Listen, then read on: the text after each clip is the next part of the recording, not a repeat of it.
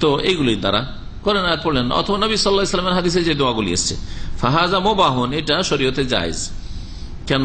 লিআন্না নবী সাল্লাল্লাহু আলাইহি ওয়াসাল্লাম কাদ রাকা, নবী সাল্লাল্লাহু আলাইহি ওয়াসাল্লাম নিজে ঝাড়ফুঁক করেছেন। ওয়া আমারা বিরুকিয়াতে, ঝাড়ফুঁকের হুকুমও দিয়েছেন। ওয়া আজাযা, অনুমতি দিয়েছেন, অনুমতি দাও করতে পারো। আর একটা হচ্ছে নির্দেশ দাও করো, হ্যাঁ, আর নিজেও করেছেন। সব রকমের দলিল আছে। এই মর্মে হাদিস উল্লেখ করেছেন একটি, ফান আউফ বিন মালিক, সাহাবী আউফ বিন মালিক রাদিয়াল্লাহু তাআলা আনহু থেকে বর্ণিত, তিনি বলছেন যে কুননা নারকি ফিল জাহিলিয়াতে। রাকা ইয়ারকি যারাবা ইয়াজরব থেকে ওর মানে হচ্ছে ইয়ারকি, যদি বলেন রাকা ইয়ারকি তার মানে হচ্ছে ফুক দেওয়া, দম করা। আর যদি রাকিয়া ইয়ারকা সামি আসমাতে চলে, ওর মানে হচ্ছে সিঁড়ি চড়া। দেখেন অর্থ পাল্টে গেল। তো আরবি জানতে হবে, কোরআন এবং হাদিস বোঝার জন্য আরবি জানতে হবে। আর খেয়াল খুশি আপনি কি থেকে কি পড়লেন, অর্থ কোথা থেকে কোথায় চলে গেল। তো বলছেন যে আমরা জাহিলিয়াতের যুগে কি করতাম, ঝাড়ফুঁক করতাম, ঝাড়ফুঁকের পেশা করতো। এই আউফ বিন মালিক সাহাবী ঝাড়ফুঁকের পেশা করত। ফাকুলনা ইয়া রাসূলুল্লাহ, ইসলাম গ্রহণ করার পরে ইয়া রাসূলুল্লাহ, আল্লাহ রাসূল, কাইফা তারা ফি যালিক, আপনার কি মত, আপনি এই সম্পর্কে কি মত রাখেন, আপনার মতামত কি? ফাকালা, নবী সাল্লাল্লাহু আলাইহি ওয়াসাল্লাম বললেন, ইরদু আলাইয়া রুকাকুম, তোমাদের যে ঝাড়ফুঁকের যে দোয়া কালামগুলি রয়েছে, বাক্যগুলি রয়েছে, সেগুলি আমার কাছে পেশ করো। মানে শোনাও তো দেখি কি পড়ে তুমি ফুঁক দাও, পেশ করো মানে শোনাও। শুনলেন নবী সাল্লাল্লাহু আলাইহি ওয়াসাল্লাম কিছু, তার উপর দেখলেন যে না, কোনো আপত্তিকর কোনো কথা নেই। হ্যাঁ, শিরিক, গুমরাহি, দেবদেবীর নাম অথবা এরকম জিন শয়তানের নাম, ফেরেশতার নাম, এই দিয়ে এইরকম কিছু নেই। তারপরে একটি কায়দা বর্ণনা করে দিলেন, নীতিমালা কি, লা বাসা বির রুকা, ঝাড়ফুঁকে কোনো অসুবিধা নেই, আপত্তি নেই, মালাম তাকুন শিরকান, যতক্ষণ পর্যন্ত ঝাড়ফুঁকে শিরক না থাকবে। তাহলে শিরক মুক্ত হলে জায়েজ, এই হাদিস প্রমাণ করে। এটা হচ্ছে এক রকমের ঝাড়ফুঁক। ইমাম সৈয়দী রাহমাতুল্লাহ আলাইহি বলছেন, ওয়াকাদ আজমাল উলামা ওয়ালা জাওয়াজির রুকা, উলামায়ে কেরামদের ঐক্যমত রয়েছে ঝাড়ফুঁকের বৈধতার উপর, মানে ঝাড়ফুঁক যে জায়েজ শরীয়তে, এর উপর আলেম ওলামাদের ইজমা রয়েছে। হানাফি, শাফি, মালিকি, হাম্বলি, আহলে হাদিস, মুহাদ্দিস সব একমত যে জায়েজ রয়েছে। কিন্তু শর্ত শুনেন, ইনদা ইজতিমায়ে সালাসাতে শুরুত, তিনটি শর্ত পাওয়া গেলে। কি পাওয়া যেতে হবে? তিনটি শর্ত। হাদিসে এখন একটি শর্ত কিন্তু দেখলেন, তাই না? একটি শর্ত, তিনটি শর্ত শুনেন। প্রথম কথা, আনতাকুনা বিকালামিল্লাহ, যেন আল্লাহর বাণী দেওয়া হয়, কোরআনের আয়াত দিয়ে, কালামুল্লাহ, অথবা রাসূলুল্লাহ সাল্লাল্লাহু আলাইহি ওয়াসাল্লামের হাদিসের দোয়া, সেগুলি আল্লাহর বাণী, সেগুলো ওহী, কালামুল্লাহ দিয়ে। আল্লাহর কালাম যদি না হয় তাহলে কি হইতো, আও বি আসমাইল্লাহ ওয়া সিফাত, আল্লাহর নাম অথবা গুণাবলী দিয়ে। আল্লাহর নাম যেগুলি কোরআন হাদিসে আছে, তখন আল্লাহর নাম যেগুলো কোরআন হাদিসে নেই, সেগুলো দিয়ে হবে না। ঈশ্বর, ভগবান, গড, হ্যাঁ, অলমাইটি, আর খোদা, এইসব না। খোদা কোথাও নেই কোরআন হাদিস, আছে ফার্সি শব্দ। যেমন ঈশ্বর দিয়ে চলবে না, তেমন খোদা দিয়ে চলবে না। আল্লাহর নাম আল্লাহ বেশি ভালো জানেন, যে তার নাম কি, কতটি কি নাম তা, এবং তারপরে রাসূলুল্লাহ সাল্লাল্লাহু আলাইহি ওয়াসাল্লাম বেশি জানেন। তাহলে কোরআন হাদিসে যে নামগুলি এসেছে সেগুলি আল্লাহর নাম, যেগুলি আসেনি সেগুলি আল্লাহর নাম কি করে জানলেন আপনি? আপনার নাম যদি আমি বানিয়ে বলি তো চলবে? আপনি মেনে নেবেন যে আমার নাম ঠিক আছে, যেটাই বলবো সেটাই নাম আপনার? মানবেন না, কারণ আপনার নাম সম্পর্কে আপনি বেশি জানেন, আপনার বাপ মা বেশি জানেন। তো আল্লাহর নাম সম্পর্কে আল্লাহ পাক স্বয়ং সবচেয়ে বেশি জানেন, আর তারপরে রাসূলুল্লাহ সাল্লাল্লাহু আলাইহি ওয়াসাল্লাম যার কাছে ওহী হয়েছে তিনি জানেন। সুতরাং আল্লাহর নামের সম্পর্কে কল্পনা করে, হ্যাঁ, বা অনুমান ভিত্তিক নাম রাখা, ঈশ্বর, খোদা, হ্যাঁ, ভগবান, এসব জায়েজ নয়। একটা শর্ত তাহলে হয়ে গেল, আল্লাহর কালাম দিয়ে অথবা আল্লাহর নাম গুণাবলী দিয়ে, দুটো একসাথে। দ্বিতীয় শর্ত হচ্ছে আনতাকুনা বিল লিসান আরবি, আরবি, আরবদের মাঝে হইলে আরবি ভাষায় জানা হয়। জরুরি নয় যে আমাদের দেশে আরবি ভাষায় হইতে হবে। শর্ত এটা লাগিয়েছেন কেন? আরব ওলামারা যারা লিখেছেন তারা সবাই আরব ওলামা। তো আরবি ভাষা হলে আরবিরা বুঝতে পারবে, কিন্তু বাংলা ভাষায় যদি হয় তো বুঝতে পারবে না, আরে কি বলছে, কি বলে ফুঁক দিচ্ছে। সেজন্য একজন আরবের সামনে আরবি ভাষা দিয়ে ফুঁক হইতে হবে। কারণ বাংলাতে যদি ফুঁক দেন আপনি, আর যদি কিছু পড়েন, হ্যাঁ, যে আল্লাহ তুমি বালা মুসিবত দূর করে দাও, বিপদ আপদ দূর করে দাও, আল্লাহ তুমি আমার সুরক্ষা করো, এরকম ভাষা যদি বলেন তো, আর যদি সৌদিকে কোনো আরবিকে বা কোনো আরব দেশে কোনো আরবকে যদি ফুঁক দেন, মাদিয়ে শেখুল কি যে বলছে আল্লাহ জানে, বালা মুসিবত। হ্যাঁ, তো আরবদের কাছে আরবি ভাষা হইতে হবে, কিন্তু আরবি ভাষা কি জরুরি? আরবি ভাষা জরুরি নয়, সেই জন্য তার সাথে আর একটু লাগাচ্ছে অমা ইউরাফ মান, অথবা এমন কিছু হইতে হবে বাক্য যেটা বোধগম্য, যার অর্থ বোঝা যাচ্ছে। তো বাঙালি সমাজে বাংলা দিয়ে দম করলে অসুবিধা নেই। হ্যাঁ, ইন্দোনেশিয়া ভাষা দিয়ে, কিন্তু সেখানে কোনো শিরক নেই, কোনো কুফরি কথা নেই, আল্লাহর কথা আছে, আল্লাহর কাছে আশ্রয়ের কথা আছে, জায়েজ। তো বাংলা ভাষা, আল্লাহ তুমি আমার ছেলেটার হেফাজত করো, আল্লাহ আমার ছেলেটাকে সুস্থ করে দাও, ফুক দেন, তো জায়েজ হবে না? হবে না, জায়েজ হবে। কারণ আপনি বুঝছেন, বা যাকে ফুক দিচ্ছেন বুঝছে, আল্লাহ এই লোকটিকে, আল্লাহ তুমি শেফা দান করো, আরোগ্য দান করো, বুঝছে লোকটি। কিন্তু যদি কেরালা ভাষায় দম করা হয় বাঙালিকে, হ্যাঁ, এই যে বুঝে না, তাহলে বিপদ, কোন মন্ত্রতন্ত্র পড়ে ফেলে, তাই না? তো জায়েজ হবে না। হয় আরবি ভাষা হলে, আরবি ভাষা ইসলামের ভাষা, বুঝবে সবাই, কমন ভাষা মুসলিম উম্মতের জন্য। আর না হইলে এমন কিছু হইতে হবে যেটা বোধগম্য। 3 নম্বর শর্ত হচ্ছে তৃতীয় শর্ত, যে দম করে ঝাড়ফুঁক যে করছে সেও, আর যাকে করা হচ্ছে সেও যেন বিশ্বাস রাখে যে ঝাড়ফুঁক কিছুই করতে পারেন না আল্লাহ ইচ্ছা না করলে। আল্লাহ পাক যদি আরোগ্য না দান করতে, ঝাড়ফুঁক কিছু হয় না, এই বিশ্বাস যেন থাকে।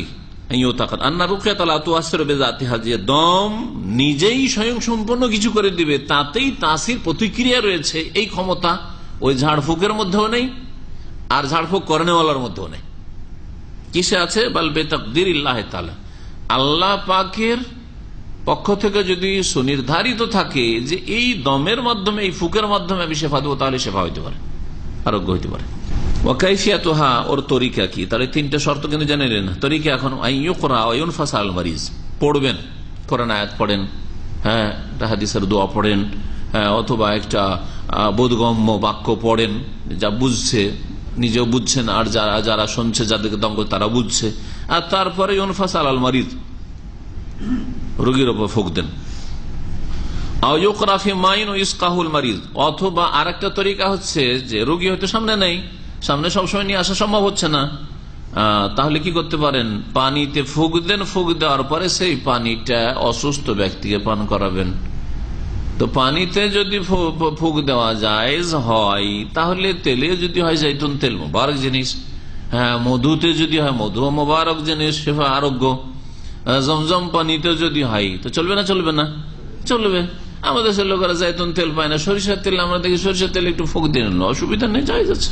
পানিতে ফুক দেওয়ার দলিল একটি হাদিস এখানে পেশ করেছেন, আপনাদের যেন নতুন হবে, তাই না? হাদিস অবশ্য আবু দাউদে আছে।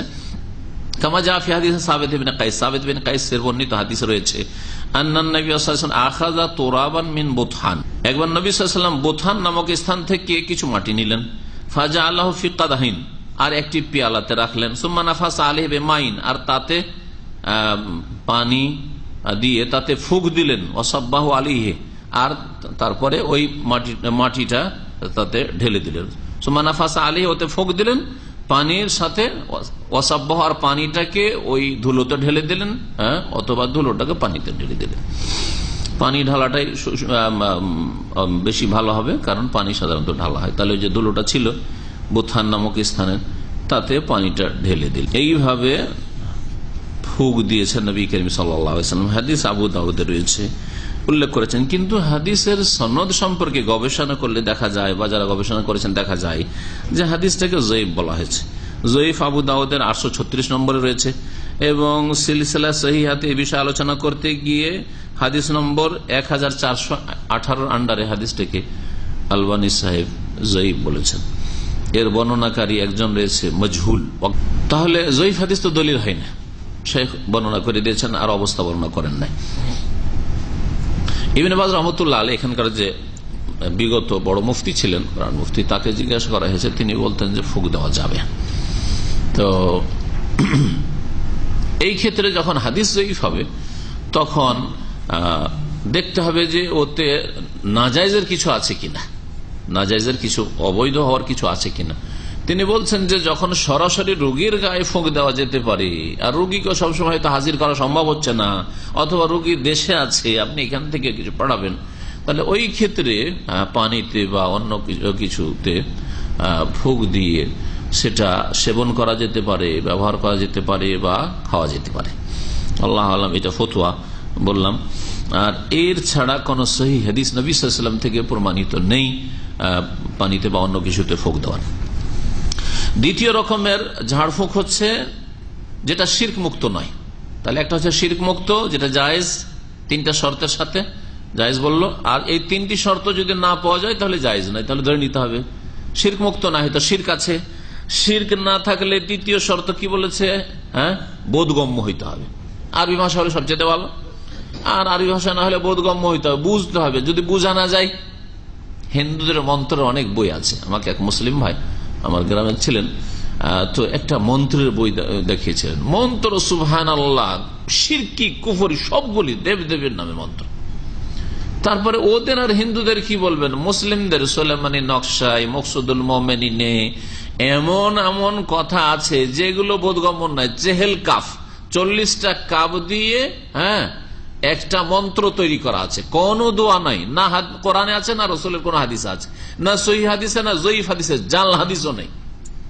তাহলে কি 40টা কাপ বিশিষ্ট কাকু কাকু এই করে আছে, যেগুলোতে সম্ভাবনা বেশি। আমি মনে করি যে এগুলি হচ্ছে জিন শয়তানের নাম, কারণ জিন শয়তানের নামগুলি মানুষের নামের চাইতে একটু আজব ধরনের। তাহলে ওই চেহেল কাফের মধ্যে কি আছে? জিন শয়তানের নাম আছে, কুফরিয়া কথা আছে, বা মন্ত্র বোধগম্য নয়। এই জন্য এই ধরনের কিছু দিয়ে দম করা হারাম, বরং শিরক বলতে হবে। কারণ যেখানে কোনো কিছু গোপন করতে চাইছে তার মানে সেখানে দুর্বলতা আছে, ঠিক না? এখান থেকে যদি একটা ব্যাগ নিয়ে যায়, ইসলামিক সেন্টার থেকে নামছে, আর নিয়ে নামছে, লোকজন দেখে একটু চোখটা বড় বড় করে দিয়েছে আর পিছন দিয়ে লুকাইতে যাচ্ছে, তার মানে কি? তার মানে চুরি করা জিনিস আছে, সন্দেহ আছে, ব্যবসা খারাপ আছে।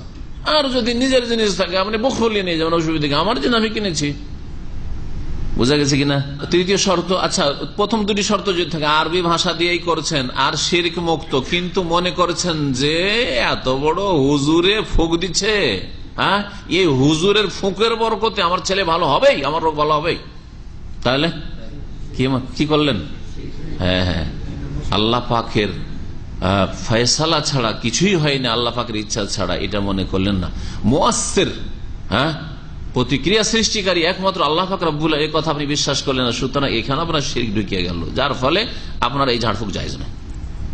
দম করেনেওয়ালা অথবা যাকে দম করা হচ্ছে, দুইজনের কেউ যদি এরকম বিশ্বাস রাখে আমি ফুঁক দিলে ভালো হইতেই হবে, শিরক কুফরি, সে এলাহ দাবি করে বসলা যে সে প্রতিক্রিয়া সৃষ্টিকারী না, সে প্রতিক্রিয়া সৃষ্টিকারী না, আল্লাহ প্রতিক্রিয়া সৃষ্টিকারী, তাসির আল্লাহর পক্ষ থেকে।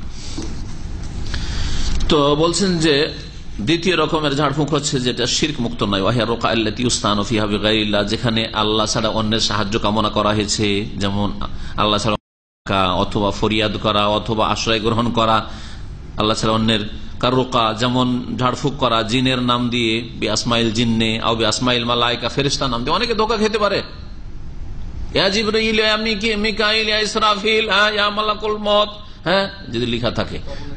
আর চরমানি কিতাব আছে, আমাদের ভাইয়ের বলছে চরমনাইয়ের কিতাব আছে, এগুলো বড় শিরক। আর ধোঁকা খাবেন না যে জিবরাইলকে ডাকা জায়েজ, আল্লাহকে ডাকতে হবে,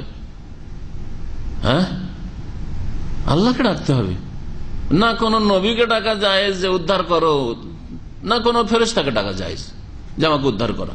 যদি ফেরেশতাদের নাম দিয়ে হয়, আবিল আম্বিয়া, আম্বিয়াদের নাম দিয়ে অসলেহীন, ইয়া জিলানি, ইয়া খাজা, ইয়া গরিব নওয়াজ, ইয়া দস্তগীর, এই যদি থাকে, ইয়া আলী, ইয়া হুসাইন, ইয়া ফাতেমা, 555, 5টা শিয়াদের কাছে আছে, এদের নাম দিয়ে ওই ক্যালেন্ডারের নাম থাকে, সব শিরক এগুলো। তো এগুলো দিয়ে যদি দম করে, ফাহাজা দুআ লিগাইরিল্লাহ, এটা আল্লাহ ছাড়া অন্যকে ডাকা, শিরকুন আকবার, এটা বড় শিরক।